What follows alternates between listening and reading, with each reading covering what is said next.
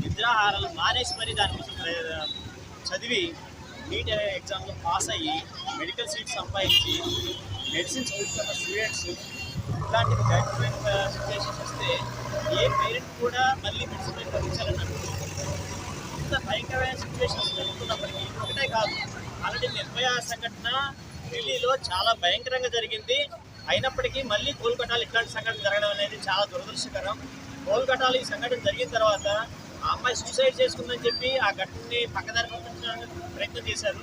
మళ్ళీ ఆగస్టు 15వ తారీఖున మనందరం స్వాతంత్ర దినోత్సవం జరుపుకుంటున్న రోజు కూడా అదే హాస్పిటల్ మీద దాడి చేసి ఆ ఏవైతే సాక్ష్యాలు ఉన్నాయో వాటన్నిటిని చెరిపేయడానికి ప్రయత్నం చేశారంటే వాళ్ళు ఎంత అండ ఉంది, అది రాజకీయ అండ ఉందా మరి లేకపోతే ధనబలమా ఏదో మరి తెలియదు, కానీ మొత్తం మీద ఆమెకైతే అన్యాయమే జరుగుతుందని చెప్పి అనిపిస్తుంది.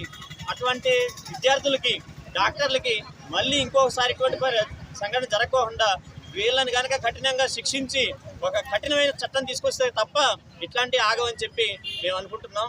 దీనికోసం ప్రభుత్వం వెంటనే చర్యలు తీసుకోవాలి. సిబిఐ కూడా ఇంతకుముందు నిర్భయ చట్టం లాగా లేట్ చేయకోకుండా వెంటనే ఆ దుర్మార్గులు ఎవరైతే ఉన్నారో, గూండాలు ఎవరైతే ఉన్నారో, వందల మంది గూండాలు వచ్చేసి హాస్పిటల్ మీద కూడా దాడి చేస్తున్నారంటే ఇక సెక్యూరిటీ ఎక్కడుంది? కఠినమైన చట్టాలు తీసుకొచ్చేసి వాళ్ళని కఠినాతి కఠినంగా శిక్షించాలని చెప్పి కోరుకుంటున్నారు.